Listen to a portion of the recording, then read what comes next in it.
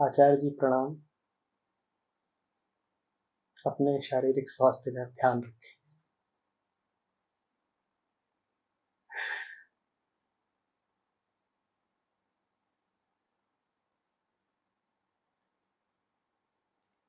उसके बाद योग वाशिष्ठ से कहते हैं, मनीषियों का साथ, आवृत वृत्तियों का त्याग, आत्म जिज्ञासा और श्वास का नियंत्रण, ये मनोविजय के साधन हैं। तो आगे पूछा है कि श्वास के नियंत्रण से और आवृत वृत्तियों के त्याग से क्या अभिप्राय है।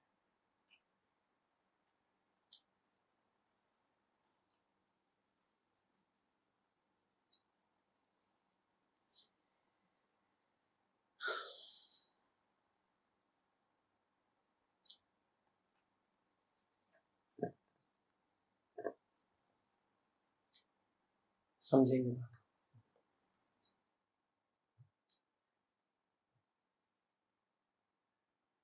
आवृत वृत्तियां और श्वास का नियंत्रण, इन दोनों को एक में ही समझ लेते हैं।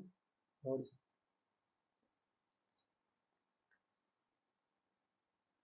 वृत्ति का काम होता है मन में, शरीर में एक आरंभिक संवेग उठाना, पहली लहर। वृत्ति का काम होता है पहली लहर पैदा करना। तो वृत्ति जब तक मौजूद है तब तक पहली लहर तो पैदा होती ही रहेगी। पहली लहर को पैदा होने के कारण बहुत हैं, मिल जाते हैं। बाहर से कुछ दिखाई दिया, लहर उठ जाएगी। विचारों की श्रृंखला घूमते घूमते किसी संवेदनशील बिंदु पर पहुंच गई, लहर उठ जाएगी।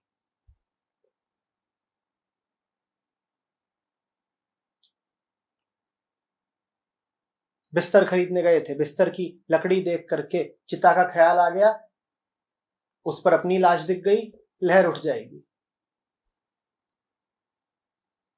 वो पहली आरंभिक लहर होती है। जब तक वृत्ति का बीज मौजूद है आप उस बारे में विशेष कुछ कर नहीं सकते। सामने जो सुंदर स्त्री गुजर गई, लहर उठ जाएगी। वो पहली होती है, आरंभिक। चूंकि वो आरंभिक होती है इसीलिए उसमें विशेष बल नहीं होता। ध्यान दीजिएगा।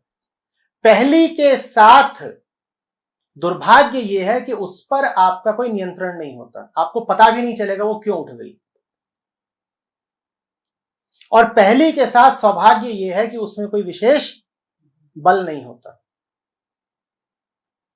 बल उसको कहां से मिलता है, ध्यान दीजिए। जब लहर उठती है तो मानसिक होती है, सूक्ष्म होती है। अभी वो शरीर तक नहीं पहुंची है, शरीर स्थूल है, लहर अभी सूक्ष्म है। अभी उसका असर आपके शरीर पर नहीं हुआ है। क्रोध की लहर उठी है, आरंभिक है, अभी पल भर ही हुआ। अभी आपके शरीर पर उसका कोई प्रभाव नहीं, अभी आपके हाथ कंपने नहीं शुरू हुए, अभी आपका चेहरा रक्तिम नहीं हुआ, अभी आपकी आंखों में खून नहीं तैर गया, अभी आपको सर भारी भारी सा नहीं लगेगा। हालांकि शुरुआत हो चुकी है। शुरुआत होने के बाद जो होता है वो शरीर में होता है। अब स्थूल है, चूंकि स्थूल है इसीलिए आपकी पकड़ में है। पहले जो हुआ था याद करिए, वो आपकी पकड़ में नहीं था। अब जो हो रहा है वो आपकी पकड़ में है। तो जिन्होंने जाना उन्होंने इस बात को विधि की तरह प्रयुक्त कर लिया। उन्होंने कहा जो चीज भाई नियंत्रण में ही नहीं है उसको छोड़ो, क्या कर सकते हैं। तुम शुरुआत वहां से कर लो जहां पर चीज तुम्हारे राडार में आ गई है, तुम्हारी दृष्टि में आ गई है, तुम्हारी पकड़ में आ गई है। वो कब आ गई है पकड़ में? जब उसका असर शरीर पर दिखाई देने लग गया है। आगे की कहानी शरीर से आगे बढ़ती है। शरीर पर जब असर दिखाई देने लग जाता है तो चैतन्य मन को लगता है कि कुछ बात है, तभी तो शरीर पे असर आ गया है। प्रक्रिया कैसे चलती है समझना। लहर कहां उठी है? अवचेतन में। वो बात हमने कही नहीं, बड़ी सूक्ष्म। मन के बिल्कुल निचले हिस्से से उठी है वो लहर, उसी बिंदु से जहां से वो उठती है लहर, उसको ही तो क्या कहते हैं, मूल वृत्ति। वहां से उसका जो असर होता है वो किस पर आता है? शरीर पर आता है। चैतन्य मन को पकड़ में आया कि कुछ हुआ रे, कहां हुआ? शरीर में हुआ। आपको जब भी गुस्सा आता है तो आप ये थोड़े ही देख पाते हो कि गुस्सा कहां से उठा, आपके अहंकार का वो बिंदु कहां है, कौन सा है जिससे गुस्सा उठा, ये कभी देख पाते हो क्या? आप तो बस ये देख पाते हो ना कि गुस्सा उठा और अब हाथ कप रहे हैं और अब आवाज जरा ऊंची हो रही है, ये देख पाते हो। चैतन्य मन की व्यवस्था कुछ ऐसी है, संस्कार कुछ ऐसे हैं कि जब वो ये होते देखता है तो वो इसको और बढ़ावा देता है। ऐसा हमने अपने मन को कर डाला है, आप समझ रहे? वो इसको होते देखता है तो उसको और बढ़ावा देता है। गुस्सा देख के गुस्से को और बढ़ने देता है और तर्क उठाता है जो गुस्से के समर्थन में होते हैं। आपने कभी ये पकड़ा है कि जब आप गुस्से में होते हैं तो गुस्से को दबाने वाली बातें नहीं उठती अब मन में सारी स्मृतियां ही वही आ जाती हैं जो गुस्से को भड़काती हैं। आपके मित्र ने आपके साथ धोखा कर दिया, ध्यान से बताइएगा, आपको पुरानी कौन कौन सी बातें याद आती हैं जब आपके साथ और धोखे हुए थे? वो सब याद आ जाता है। बात समझ रहे हो? ये अब चैतन्य मन होती हुई प्रक्रिया को और भड़का रहा है। तो जानने वालों ने विधि दी, उन्होंने कहा कि भाई इसको वहां पे रोको जहां तुम रोक सकते हो। क्रोध आता है तो शरीर पर प्रभाव पड़ता है। क्या प्रभाव पड़ता है? प्रभाव ये पड़ा कि सांस धौंकने की तरह चलने लगी। तो क्रोध में सांस तेज हो जाती है। क्रोध नहीं होता तो सांस सामान्य चलती है। तो उन्होंने कहा इसको हम जरा उलट के देखते हैं। क्रोध भीतर से उठता भी हो तब भी तुम सांस को सामान्य कर लो तो देखें क्या होगा। और जो परिणाम आए मजेदार थे। क्रोध से अगर सांस तेज हो जाती है तो उन्होंने पाया कि सांस को नियंत्रित करने से क्रोध दब भी जाता है, क्योंकि अब चैतन्य मन को मौका नहीं मिल पा रहा है ना शरीर का इस्तेमाल करके क्रोध के समर्थन में और तर्क दे पाए। ये आग वो है जो भड़कने से और भड़कती है। तुम समझ रहे हो? आग क्या करती है? जिस चीज पर लगती है उसी को ईंधन की तरह इस्तेमाल कर लेती है ना। जिसको जला रही है उसे जलाई भर नहीं रही, उसका उपयोग कर रही है दूसरी चीजों को भी जलाने के लिए। तो मन में जो भी संवेग उठते हैं वो आग की तरह होते हैं, फिर फैलते हैं। प्राणायाम की और हठ योग की जो कई विधियां हैं उनका आधार यही है। वो कहते हैं कि तुम इतने अभी महीन आदमी हो नहीं कि तुम भीतर प्रविष्ट हो सको। और एक बात पक्की है कि बात फैलेगी शरीर से ही गुजर के। अगर शरीर पर बात का असर नहीं पड़ा है तो बात एक सीमा तक आकर के रुक जाएगी, उसके आगे नहीं फैलेगी। तो कहते हैं कि तुम शरीर के तल पर ही बात को रोक दो। गुस्सा आया, सांस बेतरतीब चलने लगी, तुम्हें गुस्से का तो कुछ पता नहीं कहां से उठता है क्या होता है, तुम सांस को ही पकड़ लो, तुम सांस को ठीक कर लो, गुस्सा भी ठीक हो जाएगा। और ये विधि काम भी आती है। हाँ, इतना है कि इस विधि के द्वारा तुम क्रोध के मूल तक नहीं पहुंच पाओगे। पर यह तर्क जब तुम इस विधि को देने वालों के सामने रखोगे तो कहेंगे तुम्हें मूल तक पहुंचना है या क्रोध मुक्त जीवन बिताना है। कहेंगे तुम्हें मूल तक पहुंच के करना क्या है? तुम्हें तो जब भी क्रोध उठता हो तुम श्वास पे ध्यान दो, तुम्हारे भीतर तो जब भी वासना उठती हो, तुम शरीर पर ध्यान दो,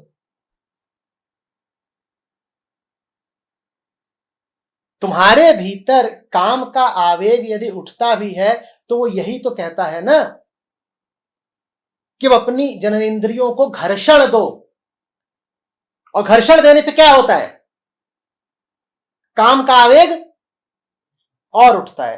तो ये प्रक्रिया के 3 अंग हैं, तीनों को देख पा रहे हो। पहला क्या था, वासना की तरंग उठी, उसका तुम्हें कुछ पता नहीं क्यों उठी, वो तो यूं ही। फिर दूसरा अंग क्या है कि अब तुम्हें शरीर को दबाव और घर्षण और तमाम तरीके की भौतिक उत्तेजना देनी पड़ेगी। और फिर तीसरा अंग क्या होता है कि आग और भड़क जाती है। तो जानने वालों ने विधि ये दी कि तुम पहले का कुछ नहीं कर पाते, तुम दूसरे पर रोक दो। यह है श्वास का नियंत्रण। शरीर के तल पर एक बाधा, एक अवरोध खड़ा कर दो कि इससे आगे हम फैलने नहीं देंगे आग को। जंगल में जब आग लगती है तो जानते हो ना क्या करते हैं, क्या करते हैं? मान लो कहीं पर आग लगी है, उसे फैलने से रोकना है तो क्या करते हैं? आग के केंद्र से काफी दूर पर, जहां तक आग अभी पहुंची नहीं है, वहां के सारे पेड़ साफ कर देते हैं, वहां की सारी घास इत्यादि सब हटा देते हैं। समझ रहे हो? एक वृत्त बना देते हैं जिसमें अब जिसमें अब आग को कैद हो जाना पड़ेगा। आग उससे आगे नहीं जा सकती, उसके आगे जाने के लिए ईंधन ही नहीं मिलेगा, बीच में सफाई कर दी गई है।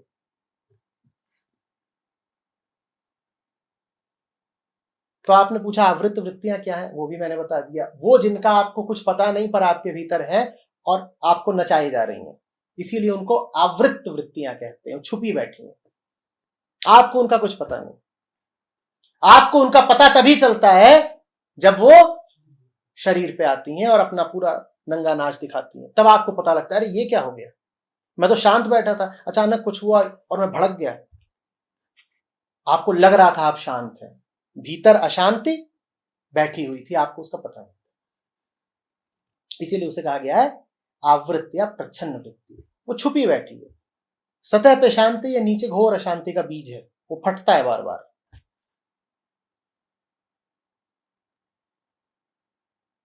मनीषियों ने कहा जब फटे तो पकड़ लो, जब फटा है ही नहीं तो तुम तो वैसे ही अंधे हो, तुम्हें क्या पता।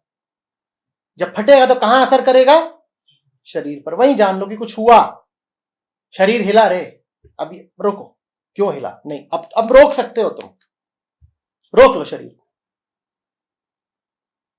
वासना को शरीर के सहारे की जरूरत होती है, सहारा मत दो।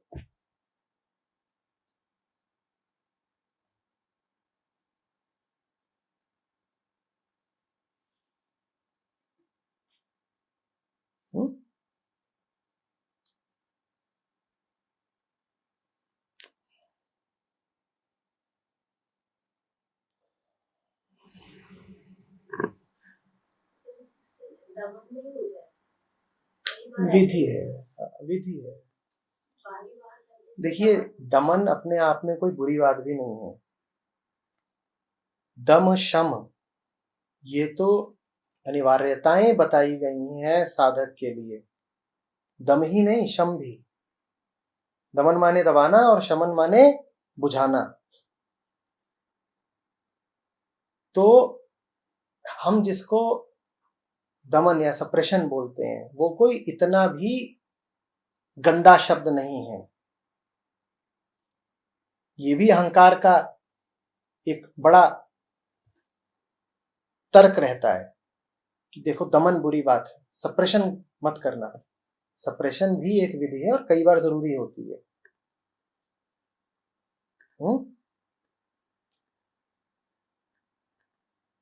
3-3 घंटे बोलता हूं मैं कई बार,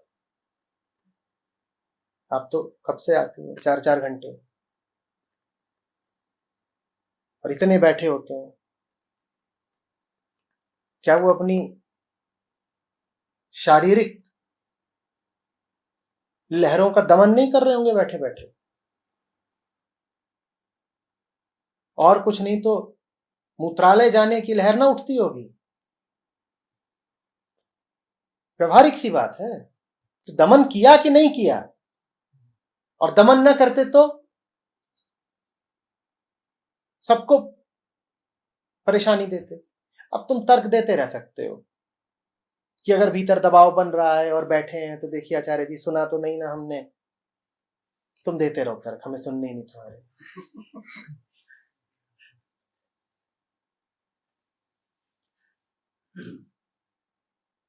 अतिशय दमन बुरा है, डर से उठता हुआ दमन बुरा है, बोधपूर्वक भी कई बार दमन किया जाता है कि मैं जान रहा हूं कि इस समय इस चीज को मैं बढ़ावा नहीं दे सकता, इसलिए इसका दमन कर रहा हूं। तुम्हारे घर में डकैत घुस आए हैं और तुम छुप गए हो, हैं? कहीं पट्टी पे जाके, कहीं फॉल्स सीलिंग पे, और तुम बड़े आध्यात्मिक ग्रंथों को पढ़ते आए हो।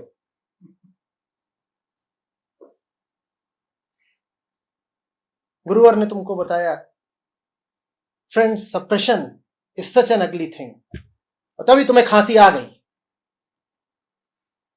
और नीचे सब डकैत घूम रहे हैं दो नाली लेकर के तुम्हारी ही तलाश में, और खांसी आ रही है। अब दमन करोगे कि नहीं करोगे?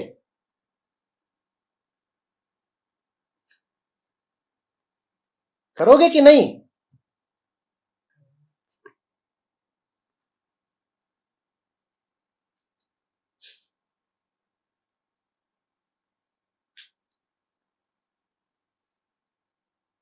ये जो हम दमन का इतना विरोध करते हैं, अक्सर वो और कुछ नहीं होता, वो लिप्तता के पक्ष में तर्क होता है कि भीतर से भोग की इच्छा उठे तो उसका दमन मत करो, फटाफट जाके भोग कराओ। दम शम उपरति तितिक्षा, सुना है इनका नाम? ये क्या व्यर्थ ही बताई गई हैं बातें? विवेक वैराग्य,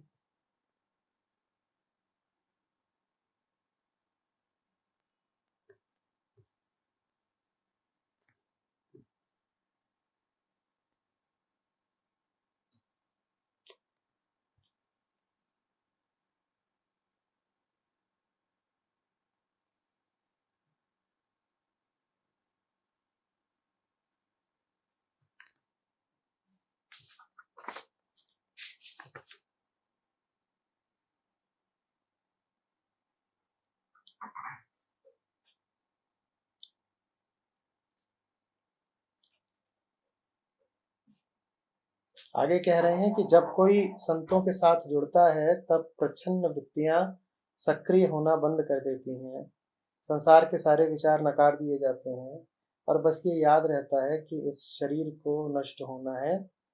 तो प्रच्छन्न वृत्तियों से क्या तात्पर्य है? वही जागृत वृत्तियों से था, वो एक ही बात है, वो एक ही बात है। अंग्रेजी में दोनों ही तरफ लेटेंट इंप्रेशन ही लिखा है, एक जगह अनुवाद में आवृत वृत्तियां लिखा है, एक जगह प्रच्छन्न वृत्तियां लिखा है, तो अंतर कोई नहीं। पर एक बात है इस पे जिस पे थोड़ा सा बोलना जरूरी है।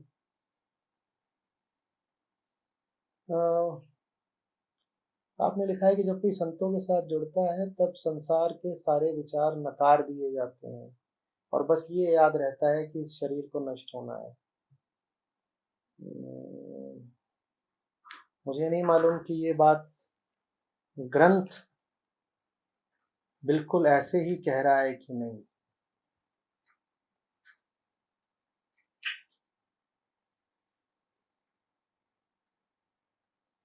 असल में जो होता है वो थोड़ा सा इससे भिन्न है, समझाई देता हूँ।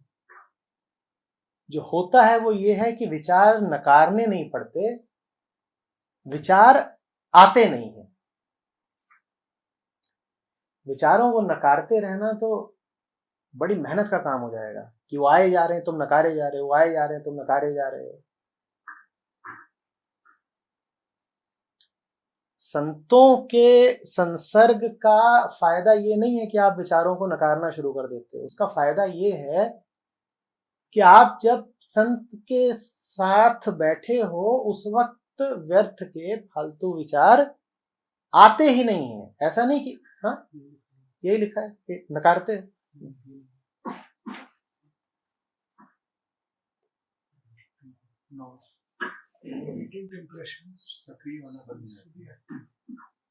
हाँ सीज टू बी एक्टिव।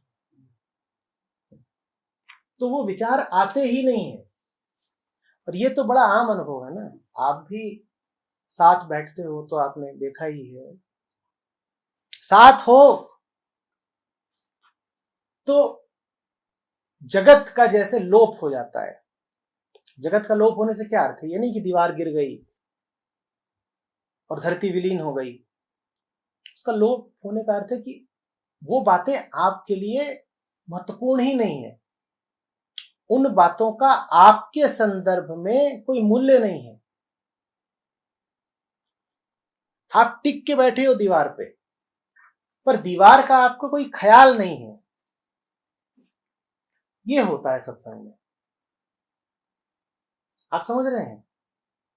विचार का दमन मेहनत का काम है और उलझन का काम है। आप विचार के साथ उलझे और नुकसान तो हो ही गया ना। गोली आप पे चला दी गई है, अब आपके ऊपर है कि आप उछल कूद मचा करके या कोई ढाल लगा करके बचें। कौन इतनी झंझट में पड़े? इससे कहीं बेहतर तो ये है ना कि गोली चलनी बंद हो जाए। तो वो होता है सत्संग में, गोली चलनी बंद हो जाती है। यही आध्यात्मिकता के मजे हैं। औरों को जो ख्याल आते हैं वो आपको आ ही नहीं रहे।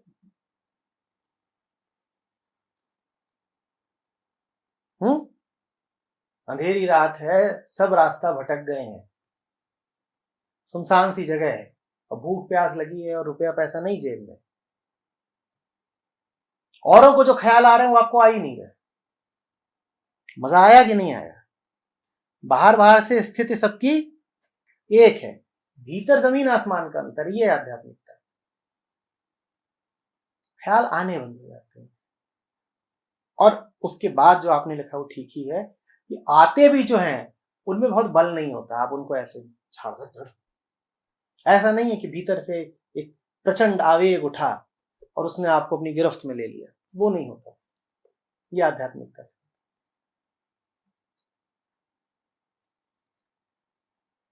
आप बहुत सारी बातें सोचना बंद कर दोगे, इसलिए नहीं कि आपने चाहा था कि आप ना सोचो, बस वो ख्याल आपको आएगा नहीं।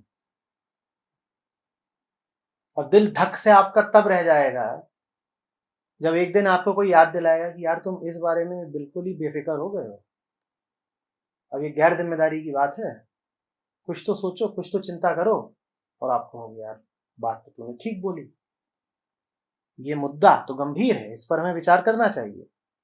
और आप कोशिश करोगे विचार करने की और आप पाओगे कि आप कोशिश नहीं कर पा रहे।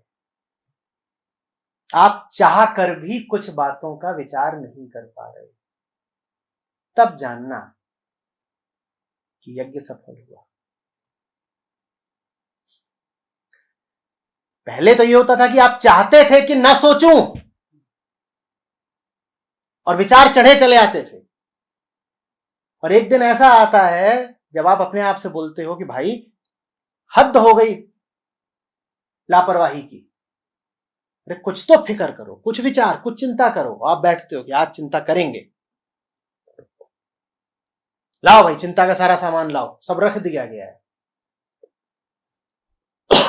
और सब रख दिया जाता है, आप ऊँघना शुरू कर देते हो और उसी सामान पे मुंह मार के सो जाते हो। कोशिश कर करके भी चिंता नहीं हो रही। अब आध्यात्म में सफल रहोगा। अब उसने आपको आप ही के खिलाफ मजबूर कर दिया है। अब समर्पण हो गया है। अब आप ऐसे गुलाम हो गए हो जो चाह कर भी गुलामी से छूट नहीं सकता। अब पूर्ण समर्पण हो। फिक्र करने का मतलब होता है कि मैं अपना बादशाह खुद हूं। भाई मुझे अपनी फिक्र करनी है ना। फिक्र कौन करेगा? जो राजा होता है, जो अभिभावक, जो गार्जियन है, उसको ही तो फिक्र करनी होती है। दास को या बच्चे को या शरणार्थी को या अनुगत को, इनको थोड़ी फिक्र करनी होती है। ये क्या बोलते हैं, बप्पा देखेंगे, बप्पा वो इंचार्ज हैं, वही देखेंगे। तो जब आप पाओ कि आप फिक्र कर ही नहीं पा रहे, तब जानना कि आप शरणागत हुए। अब पूर्ण समर्पण है, अब राजा होने का भाव, मालिक होने का भाव बिल्कुल गया। दास का हवन कठिन है, मैं दासन का दास, अब तो ऐसा हो ही रहा, कहो गा के आए हो अभी कि पांव तले की घास। अब घास क्या फिक्र करे कि कौन कदम रखेगा उसके ऊपर, वो फिक्र ही नहीं करती, कहती होगा जो होगा।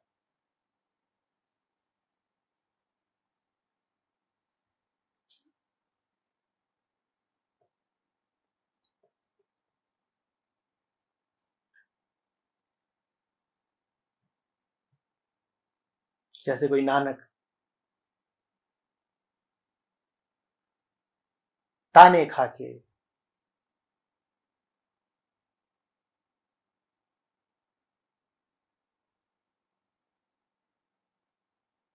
बाजार की ओर निकले कि आज तो वसूली करनी है, आज कुछ लेकर के आना है पैसा।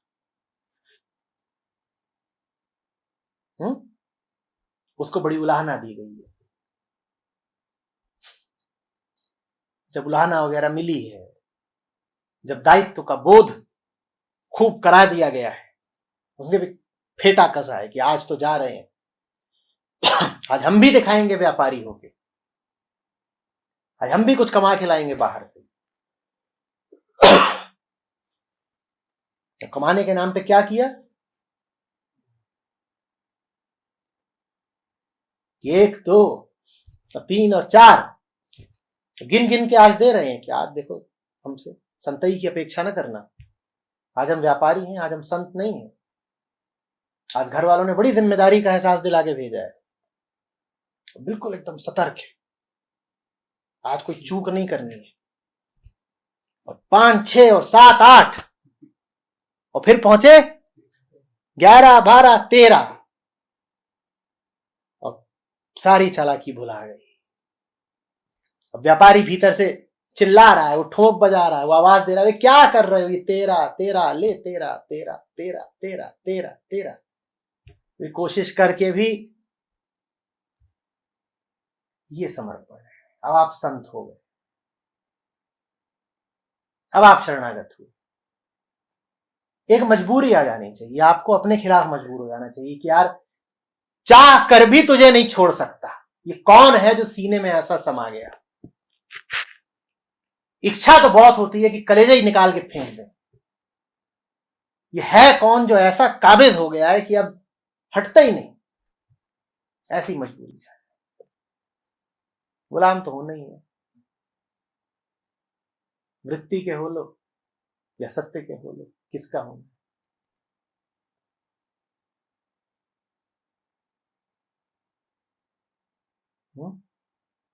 गुलाम तो हर हाल में हो, या तो अपनी वृत्ति के हो लो या विराट के हो लो। ये संभावना खारिज कर दो कि तुम मालिक हो सकते हो। मालिक की एक भ्रम है, मालिक तुम कभी नहीं होने वाले। शरीर लेके आए हो तो गुलाम तो होना है, किसका होना है इसमें तुम्हारी जरा रजामंदी चलेगी, ये तुम तय करो।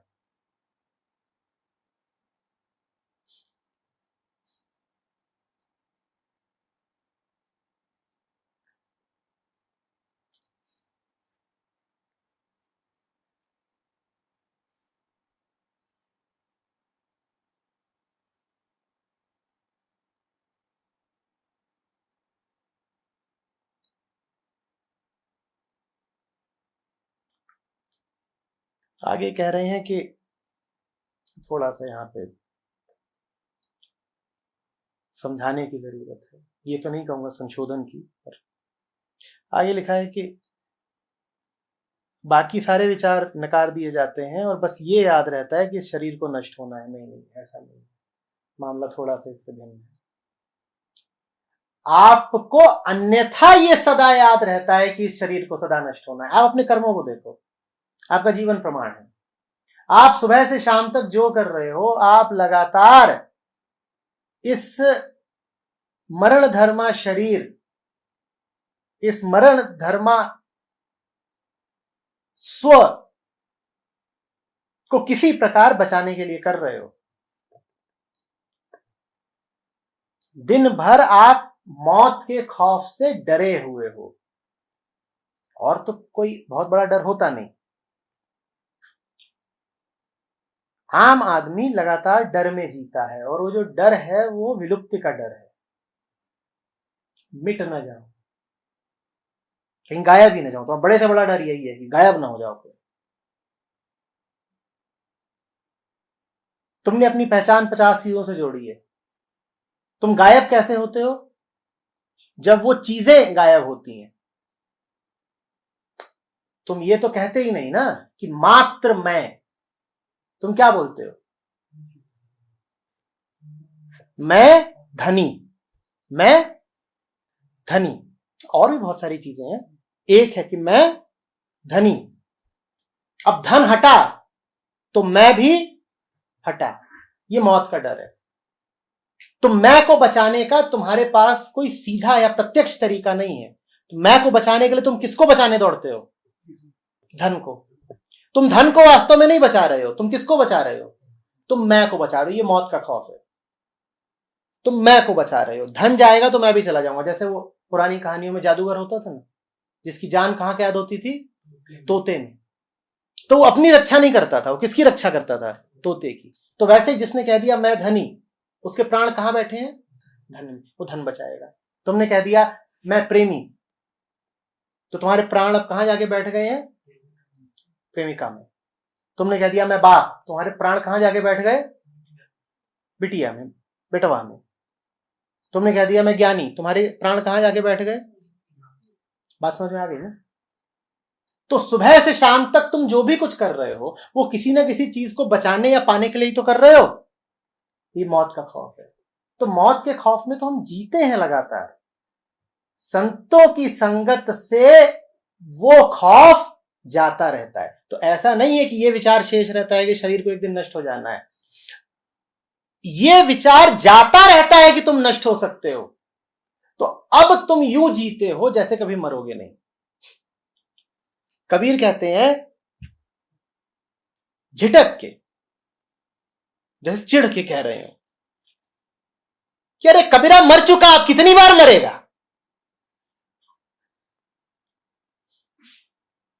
कबीरा मर चुका, कितनी बार मरेगा? तुम अब ऐसे जीते हो कि मर तो गए, अब और क्या मारोगे? तुम मौत के खौफ में जी रहे हो और हम मर ही गए, तो हम क्या बार मरेंगे भाई? मरे हुए कहां मारोगे? बात समझ में आई? जो मरा नहीं है पर जिसे लगता है कि मृत्यु आगत है, वो मृत्यु के खौफ में जिएगा।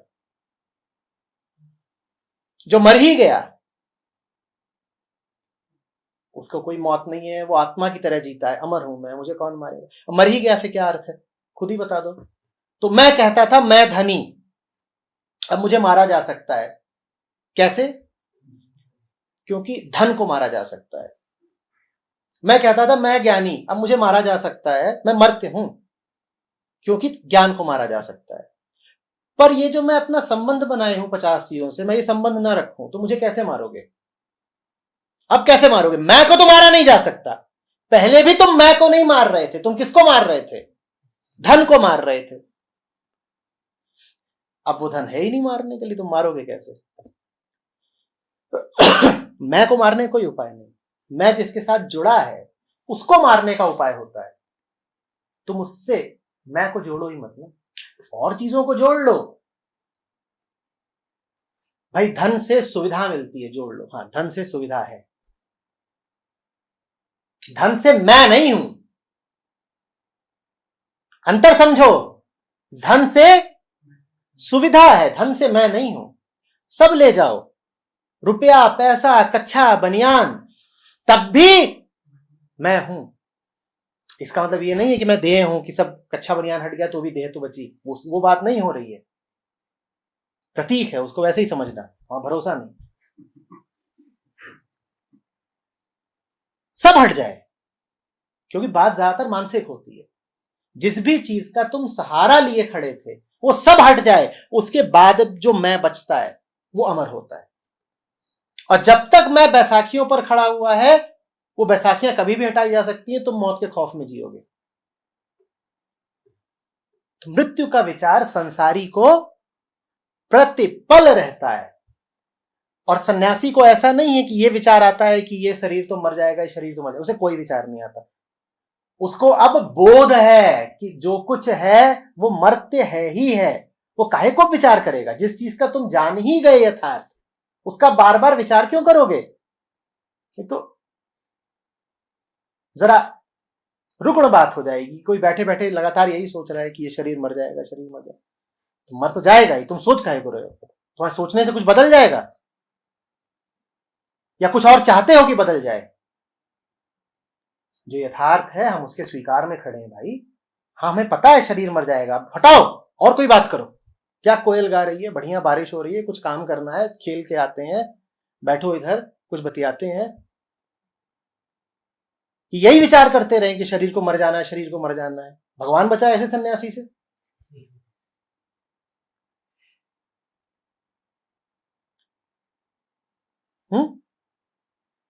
एक दिन ऐसे ये जो बैठा हुआ है यहाँ पे, हाँ ये नाखून जल रहा होगा, ये खाल जल रही होगी, ये नाक जल रही होगी, ये हाड़ जल रहा होगा, सब जल ही जल रहा होगा, तो क्या करूं?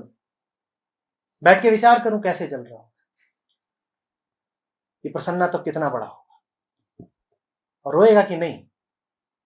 और ख्याल आ जाए तभी कि ये प्रसन्ना रो नहीं रहा है, हम जले जा रहे हो, ये रो नहीं रहा है, और बैठे बैठे से गरियाने लग जाए, प्रसन्ना कृतज्ञ। ऐसे थोड़ी, कोई ख्याल नहीं। मृत्यु से मुक्त तब तुम हुए जब अमरता का भी ख्याल नहीं। मौत का तो नहीं ही, अमरता का भी नहीं। न जीने का ख्याल, न मरने का ख्याल। ख्याल से पूरी आजादी। ना तो यही ख्याल किए जा रहे हैं कि एक दिन मौत आनी है, और ना यही ख्याल है कि हमें तो मौत नहीं आनी है। मृत्यु का सत्य, मृत्यु का तथ्य स्थापित हो चुका है, और हम उसके पूर्ण स्वीकार में खड़े हैं। क्या बोलूं मैं कि मौत एक दिन आनी है? मुझे तो मौत लगातार घटती दिखाई दे रही है, उसकी बात ही क्या करूं। हवा जैसी है मौत, जहां जाऊं वहां मौत है, जहां जाऊं वहां मौत है। सुनिए ना कहानी। एक आदमी अपने दोस्त को बोलता है, जा जरा बाजार से कुछ चीज ले आ। जाता है वो चीज लेने, कुछ मान लो, क्या चीज बताओ, क्या पसंद है, क्या चाहिए? कपड़े। तो कपड़े लेने जाता है, वहां बाजार में बड़ी भीड़ है, और भीड़ में अचानक उसे एक शख्स दिखाई देता है,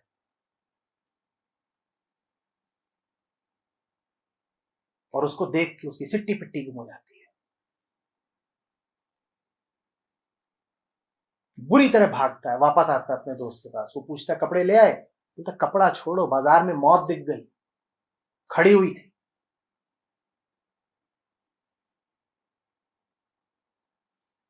बोलता, ऐसे कैसे मौत दिख गई बाजार में? बोलता, मौत देख के आया हूं, बाजार में खड़ी थी, कपड़े की दुकान के ठीक सामने। लाओ अपनी गाड़ी, हमें तो भागने दो, इस शहर में मौत है। तो अपनी गाड़ी लेके भागता है। पूछते, जाओगे कहां? बोलता, जा रहे हैं लखनऊ, ये घटना दिल्ली की है। बोलता, जा रहे हैं लखनऊ, या दिल्ली में मौत खड़ी है। तो भाग जाता है, वो तो भाग जाता है गाड़ी लेके। इस आदमी को बड़ी उत्सुकता उठती, बोलता है, किसको दिखाया पगला बाजार में कपड़े की दुकान के सामने की गाड़ी उठाई, वापस अंधाधुंध लखनऊ भाग। तो जाता है वहां पे, वो आदमी अभी भी वहीं पे खड़ा है, बड़ा सा उसने टोपा डाल रखा है, इतना बड़ा टोपा है कि चेहरे पे रोशनी नहीं पड़ रही है, चेहरा दिखाई नहीं पड़ता। बड़ा ओवरकोट पहन रखा है उसने। यमराज का कलयुगी संस्कार है, संस्करण है। आदमी उसके पास जाता है, बोलता है, हेलो, कौन हो भाई तुम, लोगों को डरा रहे हो? बोलता मैं हूं तो वही जो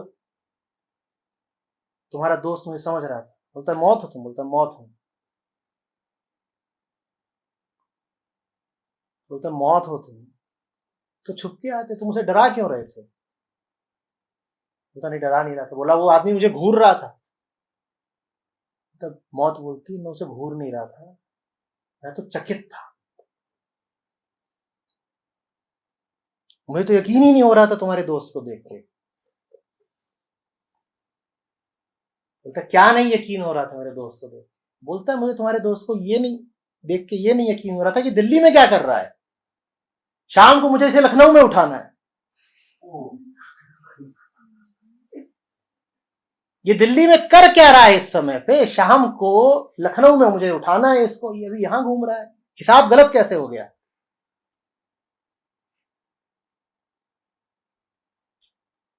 तो जिसको दिल्ली लखनऊ हर जगह मौत दिखने लगी है, वो मौत का विचार नहीं करेगा।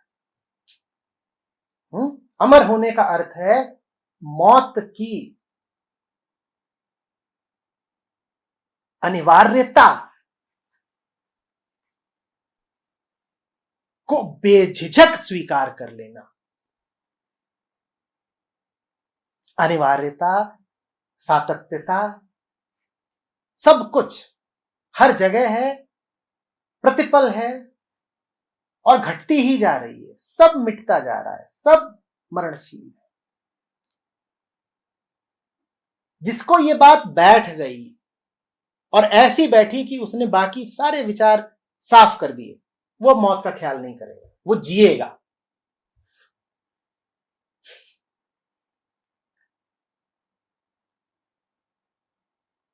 जिसे अमरता का झूठा ख्याल होता, झूठी उम्मीद होती है, वो हर समय मरता रहता है।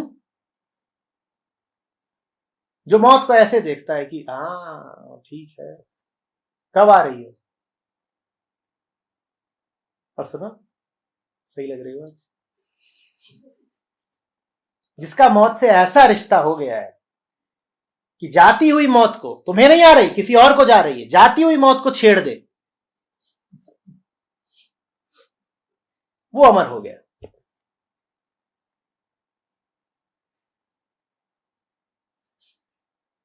फिर मौत भी उसको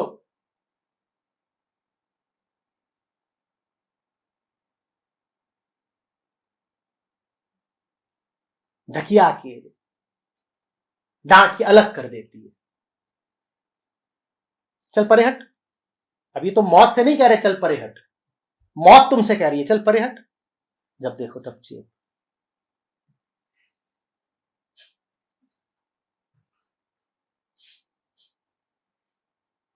और तुम कहो यार तुमसे चेप ना हो तो क्या हो, हर जगह तुम्हारा ही विस्तार है, जिसको देखो वही मरा जा रहा है, तुम्हें ही हर जगह देखते हैं, जिसमें ख्यालों में मन में हर जगह तुम छाई हुई हो, तुम्हें भूलें कैसे?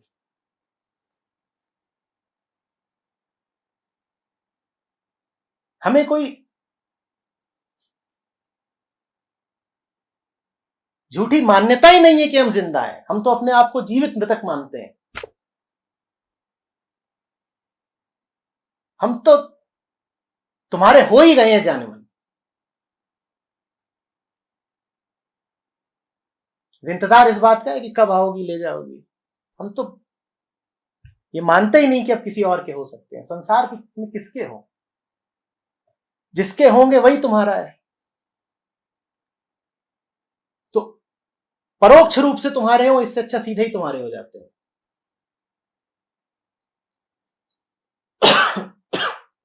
अभी खांस थोड़ी रहा हूं मैं, क्या कर रहा हूं? सांस नगाड़ा कूच का बाजत है दिन रैन, ये कूच का नगाड़ा बज रहा है, आज खांस रहा हूं, कल इसी खांसी में खून आएगा, परसों जय कन्हैया लाल की, हाथी घोड़ा पाल की।